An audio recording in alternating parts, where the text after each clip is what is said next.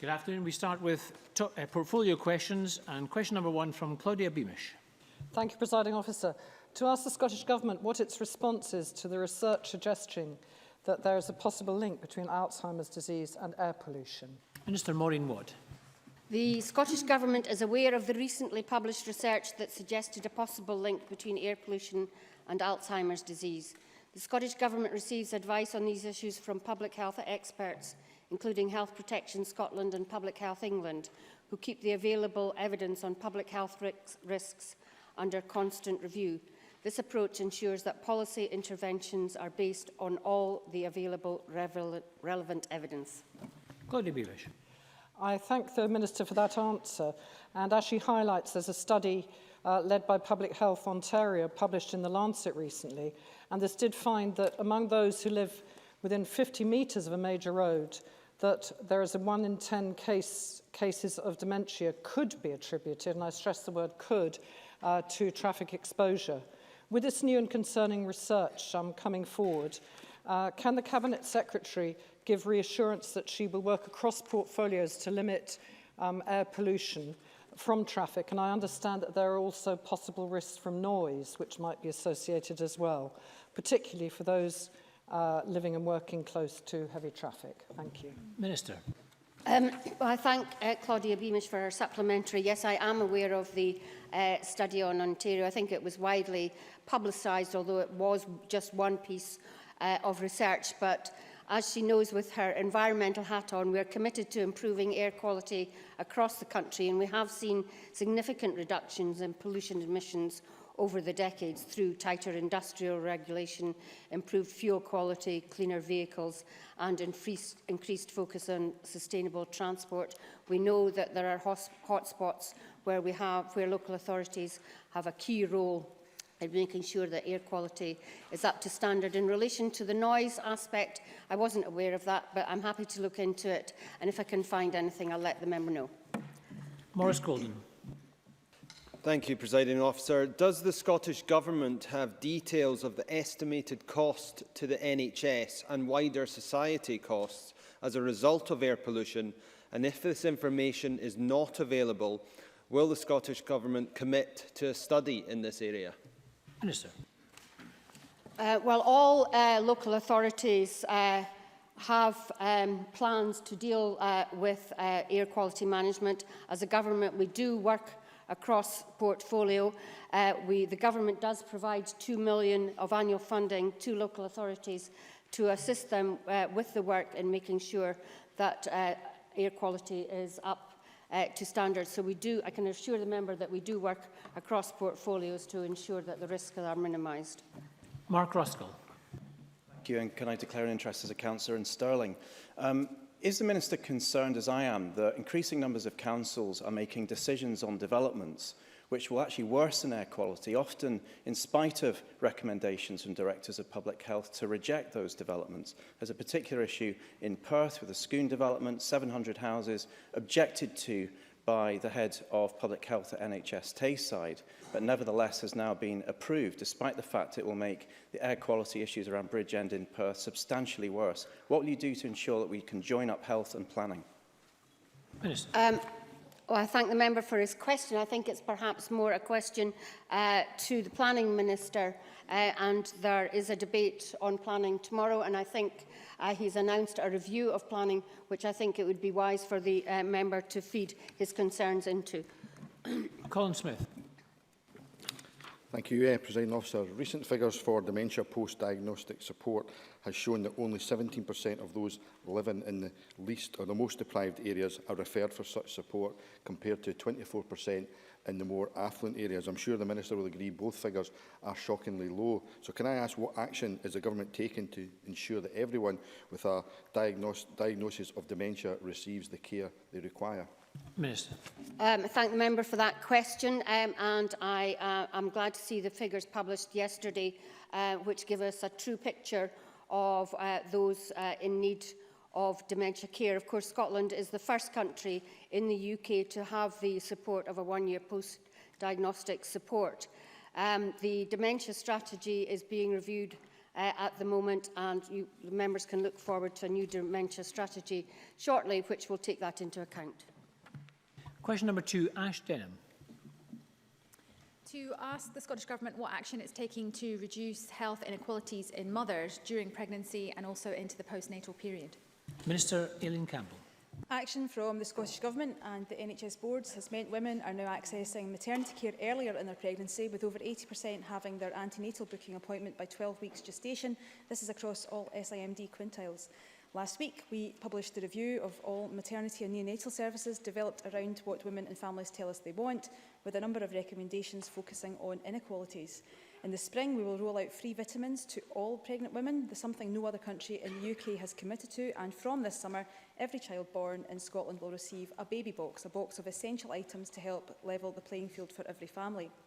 We've also invested more than £11.2 million from 2011 to health boards to promote breastfeeding and to support women to breastfeed for as long as they wish to do.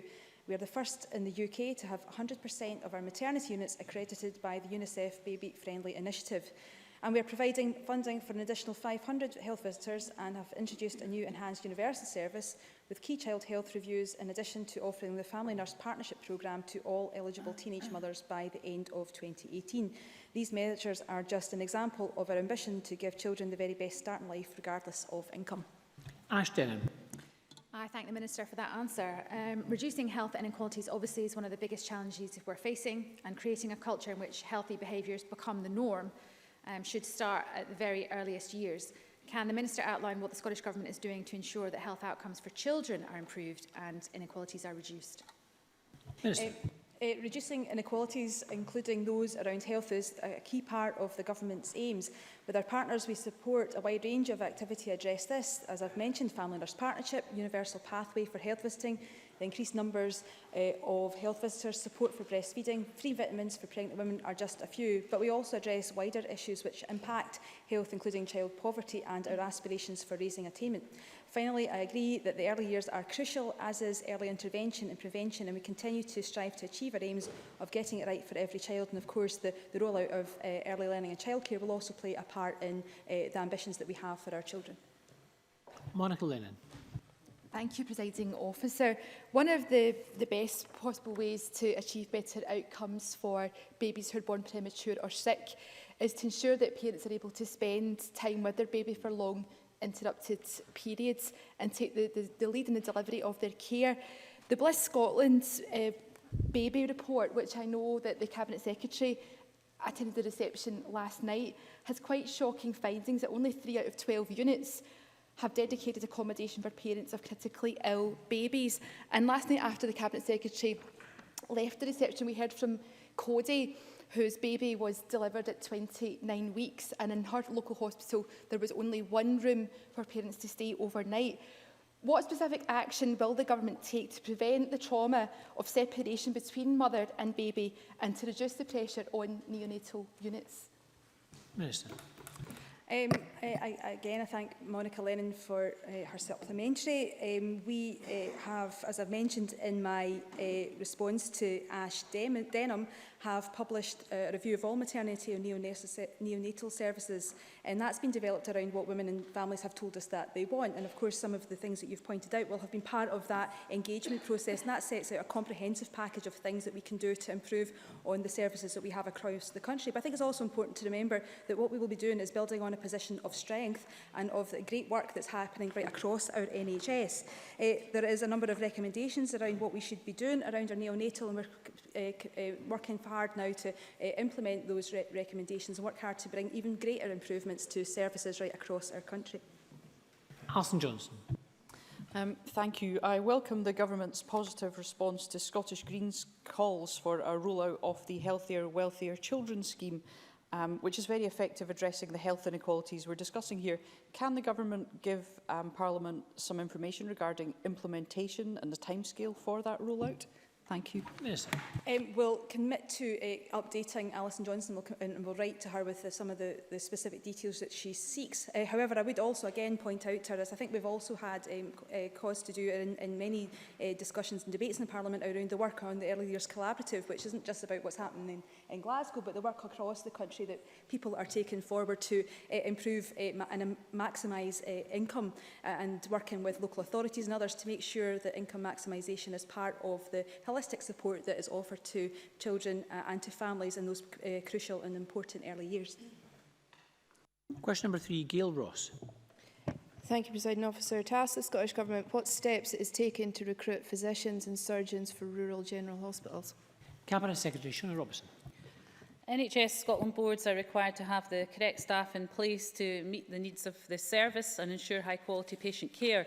The Scottish Government works closely with boards to support their efforts in staff recruitment. There are a range of actions that are already being taken to support boards to recruit in remote and rural areas from abroad, and also to encourage those who trained or work in NHS Scotland to return and work in the health service. We'll continue to look at how we can build on this. Gail Ross. I thank the Cabinet Secretary for that answer. She will be aware, and indeed I've been told by NHS Highland on numerous occasions, that the very nature of rural general hospitals means that general surgeons are required. And this goes against the trend in recent years for surgeons to specialise in a particular field. What can be done to encourage trainee surgeons not to specialise and have a broader range of experience and training? Mr. Cabinet Secretary. Well, Gail Ross makes a very important point, and I think the longer term solution lies in implementing the recommendations from the Shape of Training report to achieve a better balance between general and specialist medical skills, and working with the surgical colleges. Proposals are well advanced for a revised training curriculum that will equip trainees with the competencies to deliver elective and emergency general surgery in a district general hospital setting. And trainees who complete the programme successfully will become consultant general surgeons. As changes impact across the UK, health ministers from across the nations will soon be invited to approve implementation of that. I think this will help very much to enable our district general hospitals and rural general hospitals to recruit and retain the staff that they require to deliver services. Anas Sarwar. Thank you, Presiding Officer. The Cabinet Secretary will no doubt heard Dr Peter Benny of the BMA's interview, where he spoke quite candidly about being fed up of the mantra of government that there were more doctors than ever before, when the actual question should be, are there enough doctors, are there enough nurses, are there enough staff? And given the challenges in all areas, but particularly also in rural areas, can the Cabinet Secretary tell us what impact she believes the offering of 9-1 contracts to consultants rather than 8-2 contracts is having in terms of attracting consultants to come up to Scotland to practice medicine? Cabinet Secretary. Well, we work very closely with the BMA, and indeed there's a meeting with the BMA next week.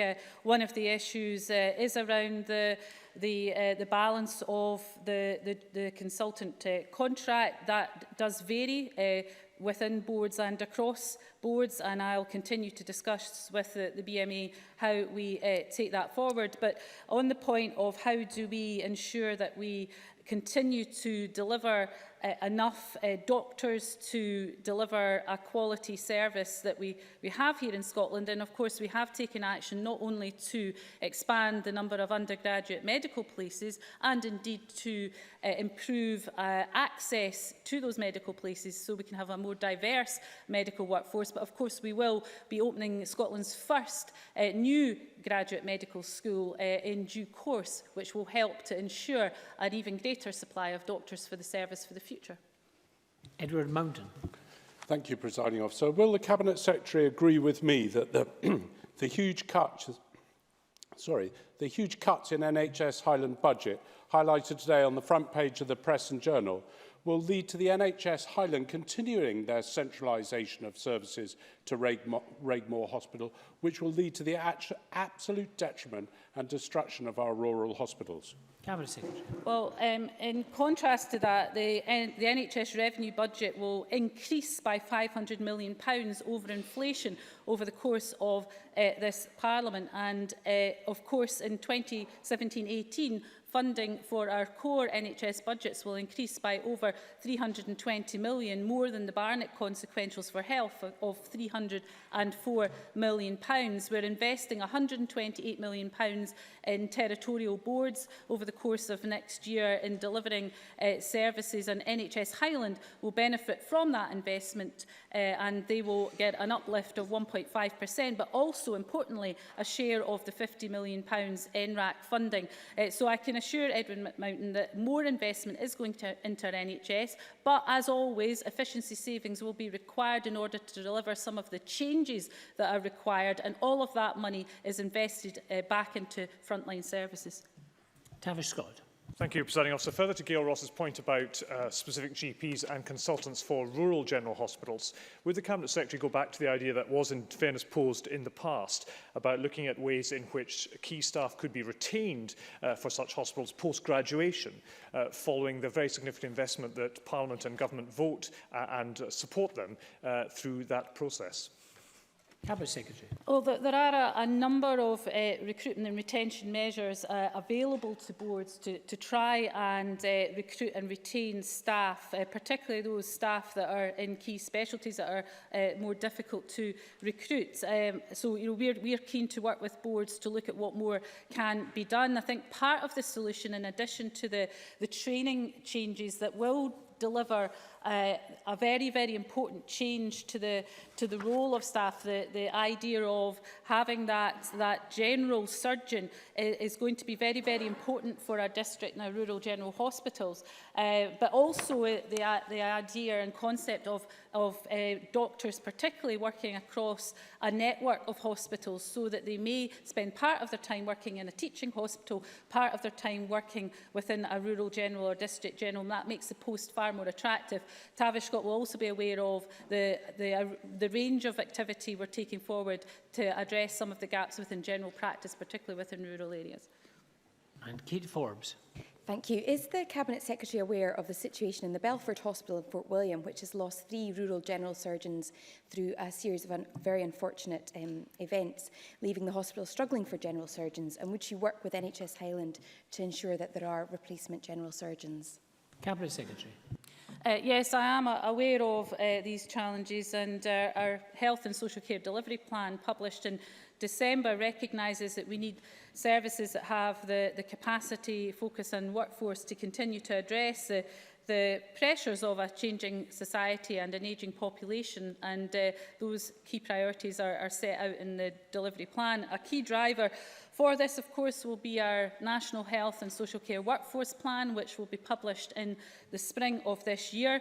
NHS Highland is already looking at ways to make better use of the available workforce and work across traditional site boundaries, which I was referring to in response to Tavish Scott. So all of these measures will be very important in bringing a stability, but also to help some of our rural general hospitals being able to recruit and retain their staff. Question number 4, David Torrance. To ask the Scottish Government what the funding uplift will be for NHS Fife in 2017 to 2018. Cabinet Secretary. NHS Fife will receive a baseline uplift of 1.5%, taking resource funding for 2017-18 to £616.2 million. This follows the Scottish Government's draft budget for 2017-18 as set out in Parliament on the 15th of December last year. The draft budget doesn't include the board's share of £50 million of additional NRAC funding, which, subject to parliamentary approval, will be confirmed as part of the 2017-18 budget bill. David Torrance. I thank the Cabinet Secretary for that answer. Of NHS Fife's budget, what proportion will be used to support the integration of health and social care in 2017-18? Cabinet Secretary. Health boards are currently setting their budgets for 17-18, and NHS Fife have yet to finalise their figures for next year. However, we estimate that their current budget in 2017-18 will be £616 million, as I set out in my initial answer, and that the Scottish Government requirement is that the allocation to integration authorities from health boards must be at least equal to their 2016-17 recurrent budget allocation. So for NHS Fife, this figure was £338 million, and so we estimate that around 55% of NHS Fife's 2017-18 budget will be delegated to the Fife Partnership to support the integration of health and social care. Question number 5, Christina McKelvey. Thank you very much, Presiding Officer. To ask the Scottish Government what action it is taking to encourage young people's participation in badminton. Minister Aileen Campbell. Since the success of Scottish badminton players at the Glasgow 2014 Commonwealth Games, we have seen a steady increase in people playing the sport.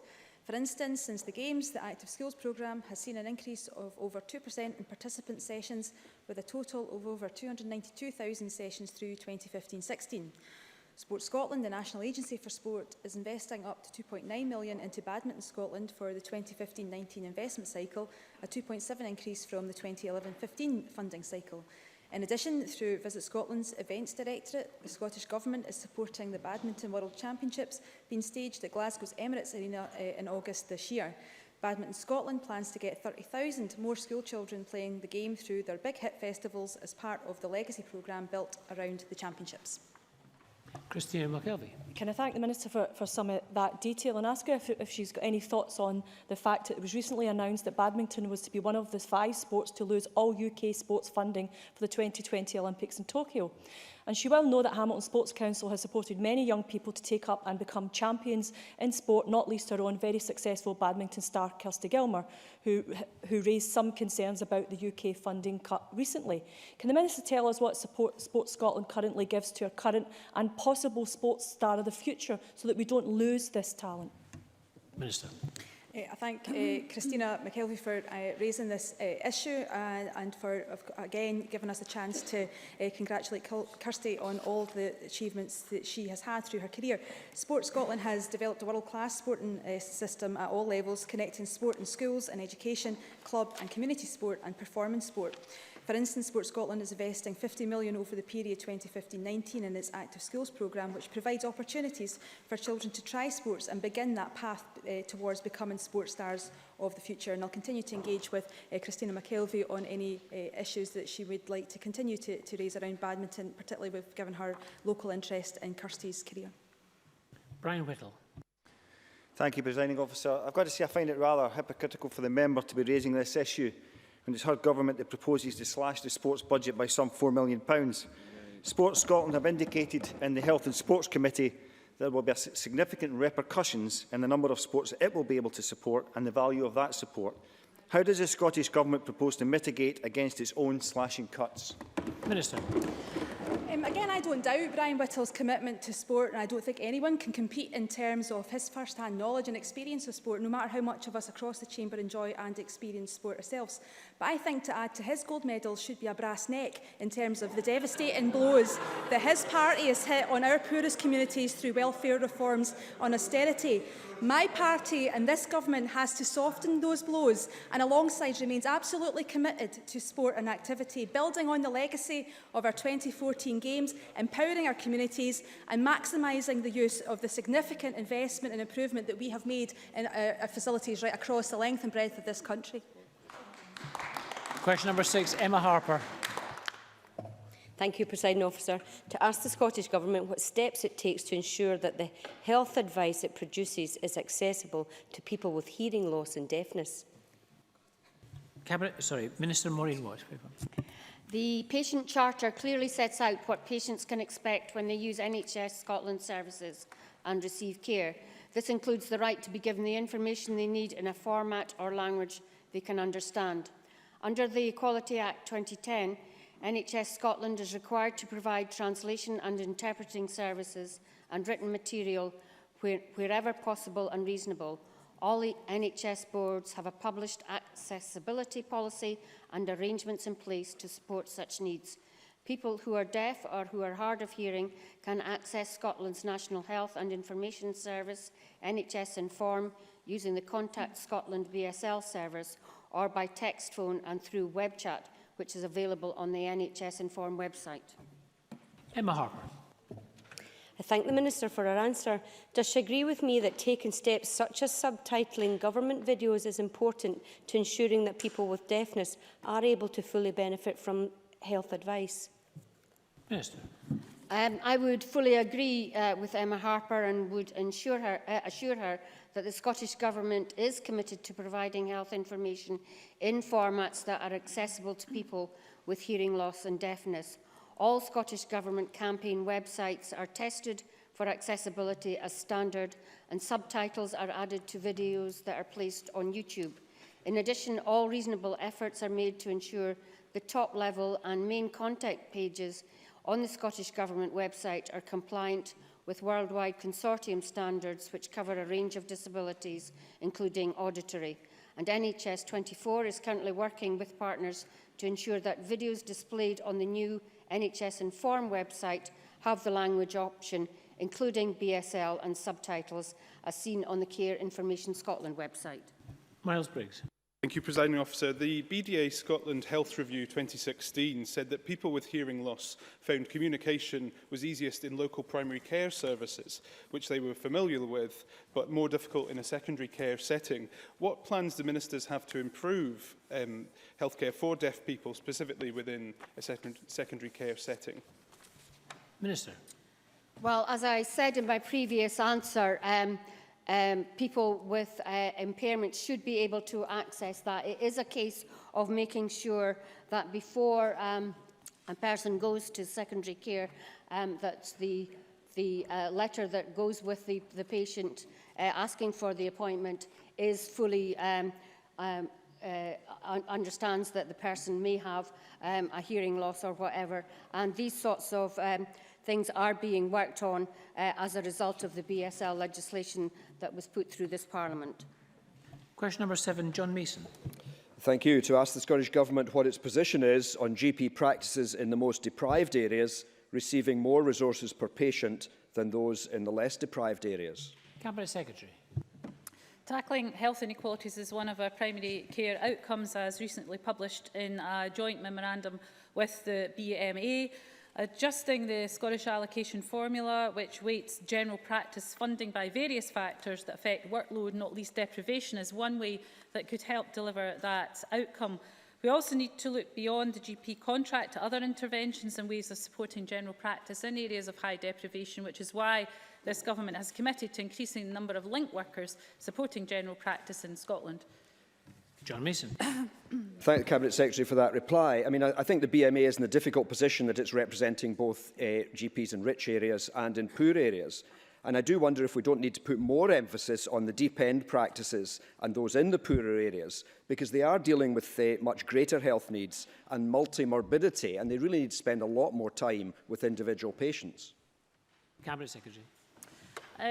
Well, John Mason makes a fair point, but I'm confident that we can get agreement with the BMA around making sure that there is a good, solid recognition of deprivation in terms of the resources that are allocated to those practices operating in our most deprived communities. And of course, deprivation is one factor which increases demand upon GP resources, and therefore the Scottish allocation formula is weighted to help practices in deprived areas. We're investing in projects such as the Deep End Pioneer Scheme to try and support GPs working in very deprived areas, in addition, of course, to our investment in primary care more generally, with an additional £500 million being invested over the course of this Parliament, meaning that there will be a big shift in NHS frontline spending to our community and primary health services.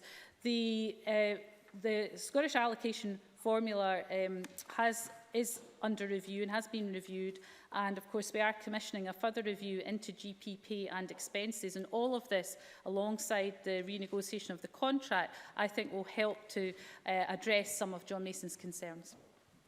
Joanne Lamond. Thank you. I wonder if I can emphasise to the Cabinet Secretary concerns that the current formula for GPs in deprived areas has an unintended consequence that they have less time to meet and talk and work with needy patients. And what certainly doctors said to me was that the link worker thing may be part of the process, but they were concerned the current funding means that they have less time to spend, but they can give people drugs when in fact they don't need tablets. What they do need is somebody who can understand properly what their condition is. Would the Government Minister make a commitment to look again at how this can be taken forward, because it's a genuinely bizarre situation where those doctors who are under most pressure are less well funded? Cabinet Secretary.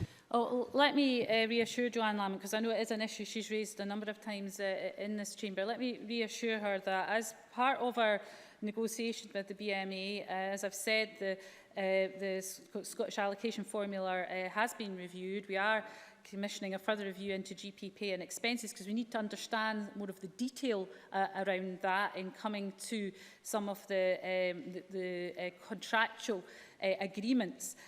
What I would say to Joanne Lamont as well, though, is that in addition to the formula and the contract, there is a lot of work that is generally geared towards addressing workload issues, which will help those GPs working in deprived communities as well as GPs generally, and being able to ensure that they have more time to spend with those patients with more complex issues, I think will probably have a more positive beneficial effect for those GPs working in deprived communities, because many of those patients will be those with complex multi-morbidity issues that need more time spent on them. Just on the link worker issue, I met with a link worker down in East Ayrshire who is attached to a GP practice, and what was very, very clear is that the importance of making sure that the GPs are able, through that link worker, to connect the patient into local services, whether that's mental health services or other services. And I'm absolutely convinced that that role will make a tremendous difference to helping make sure patients get to the right place. Donald Cameron. Thank you. The Cabinet Secretary mentioned the financial commitments to primary care, but there does remain a lack of clarity as to where that will be targeted. Given the chair of the Royal College of GPs, Dr. Miles Mack, said that this is an opportunity to lessen the effects of the inverse care law, under which those most in need of healthcare have least access to it, will the Cabinet Secretary today give details as to where those sums will be targeted? Cabinet Secretary. Well, first of all, let me just reiterate that next financial year we will be investing £72 million in improvements to primary care and GP services, but that is against a backdrop of a commitment to an additional £500 million being invested over the course of this Parliament. That is a huge shift in investment, something that I would hope the member would welcome. In terms of where that money is spent and the priorities, we have set out the priorities for reducing workload, improving recruitment and retention, building those multidisciplinary teams that will be able to work together, seeing patients, helping patients with the GP as the clinical expert, supporting that team. That is a model that has the support of the BMA and indeed, I believe, the RCGP as well. So I'm very happy to continue to provide detail as we take these issues forward, but this is a big transformation in the way primary care is delivered, but one I think that will be very much to the benefit of patients. Question number 8, Richard Lyle. Thank you, Presiding Officer. To ask the Scottish Government what action it is taking to encourage more participation in sporting activities. Minister Eileen Campbell. Thank you. The Scottish Government is committed to increasing rates of physical activity, with participation in sport a key element of that. The Active Scotland Outcomes Framework sets out our ambitions for a more active Scotland and is underpinned by a commitment to equality, making sure that regardless of gender, age, sexuality or income, there are opportunities and support to encourage people to be active. Richard Lyle. Can I thank the Minister for that answer, and I welcome the work being done. 2017 will mark 3 years on from the Glasgow 2014 Commonwealth Games and the legacy which we sought to create. Can I therefore ask what action the Scottish Government has been taking and will continue to take in delivering community sports hubs across Scotland that will continue building on the legacy of our 2014 Games? Minister. I'm delighted to say that through the investment by Sports Scotland that there already are 157 community hubs, sports hubs up and running right across Scotland, and this will further increase to 200 by 2020, providing more and better opportunities for people of all ages and abilities to be active. Sports Scotland is currently focusing on 7 community sports hubs across 5 local authorities in the 5% most deprived areas, and providing additional support to help enhance their local offer, develop existing and new opportunities, to grow membership and explore barriers to school, clubs and participation. Question number 9, Jenny Mara. To ask the Scottish Government whether it will provide the £90 million required to bring the electrical wiring at Ninewells Hospital up to safe and modern standards. Cabinet Secretary. NHS Tayside is currently developing a long-term investment plan for Ninewells Hospital, which includes work to ensure the resilience of the electrical infrastructure of the site. They are in the process of developing the business case for this project, and it will be submitted to the NHS Capital Investment Group for consideration in the coming weeks. A decision on the funding will be made once the business case has been reviewed. While this plan is being developed, there is continual maintenance across the Ninewells site and ongoing investment in the site's infrastructure to ensure NHS Tayside can continue to deliver high-quality, sustainable and safe service delivery for their patients. Jenny Mara.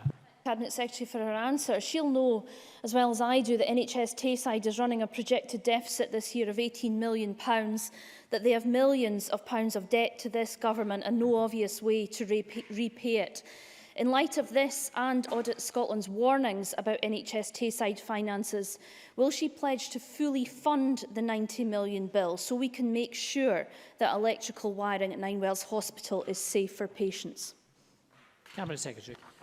Well, first of all, on the issue of the deficit of NHS Tayside, which has obviously been subject to a lot of public scrutiny, not least from Jenny Mara's own committee, what is clear is that the Scottish Government will continue to work with NHS Tayside in helping them to deliver a sustainable plan to recover their financial position.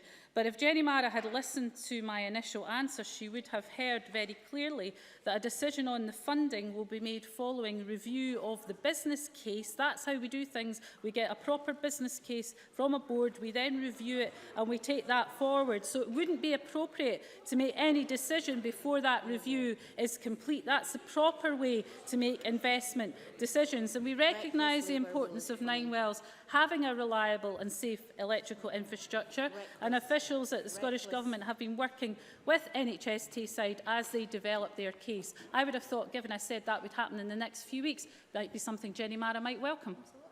Liam Kerr. But clearly not. Thank you, President Officer. 10 days ago, NHS Tayside took a decision to close the dedicated mental health unit, the Mulberry unit at Stracathro Hospital, which is the only adult psychiatric admissions ward in Angus, because only 18 whole-time junior doctors from a requirement of 31 are available to NHS Tayside.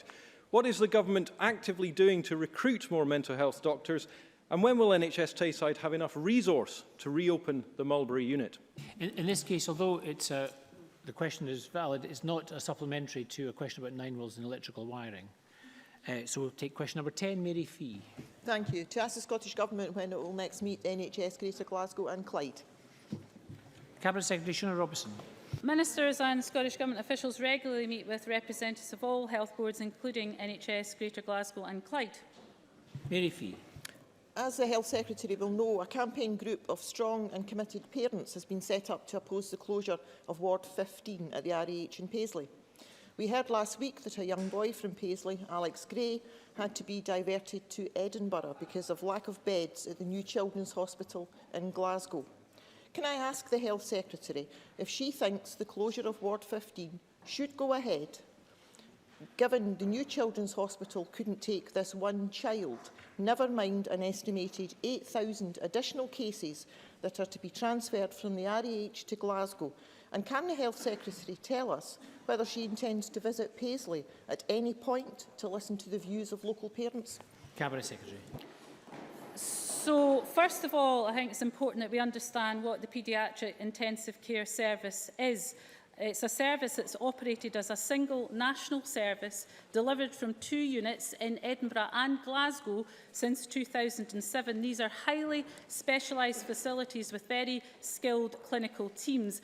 Now, clearly, it's important that those beds are managed on a Scotland-wide basis and that children will get to the right place when they require that bed. And that sometimes means if there are no beds available in Glasgow, that children would go to Edinburgh or vice versa. But those beds are managed, they're very specialist beds and are managed on a national basis. And it's important not to conflate the issue with Ward 15 at the RAH, because that does not have any paediatric intensive care beds. Children could not be treated in those beds if they have that level of need. So the two issues are very, very different. But in regard to Ward 15 at the RAH, they were designated by the board, as Mary Fee knows full well, as major, currently out to formal public consultation until the 6th of February. And I would certainly encourage all stakeholders to register their views. It would be inappropriate for me to comment any further at this point, except to say, of course, that those final proposals will be subject to ministerial approval, and I'll carefully consider all the available information and representations before coming to a final decision. Can I thank you? We're tight for time this afternoon, so we'll move on to the next item of business, which is a statement by Michael Russell on the UK Supreme Court judgment on the triggering of Article 50.